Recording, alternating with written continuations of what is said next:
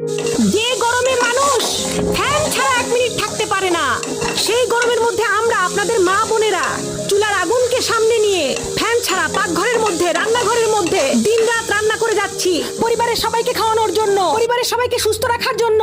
প্রশংসা তো জীবনে করেনি নাই, বদনাম করতে, দোষ ধরতে ছাড় দেন নাই। আমরা মা বোনেরা দেখবেন সারাদিন শ্বশুর বাড়িতে কাজ করার পরেও নাম পাই না, কিন্তু তরকারিতে যদি একদিন লবণ কম হয় কত কথা যে শুনতে হয় তার ঠিক নাই। নির্মম কিছু সত্য কথা বলবো, মনোযোগ দিয়ে শোনেন।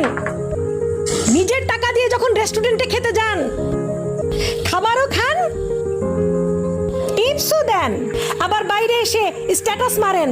কয়জন আছেন ফেসবুকে স্ট্যাটাস দিয়েছেন, মা আপনাকে ধন্যবাদ, আজীবন রান্না করে খাইয়েছেন। কয়জন স্বামী আছেন স্ট্যাটাস দিয়েছেন, বউ তোমাকে ধন্যবাদ, অক্লান্ত কষ্ট সহ্য করে তুমি আমাকে রান্না করে খাওয়াইছো। কয়জন আছে? একজনও না।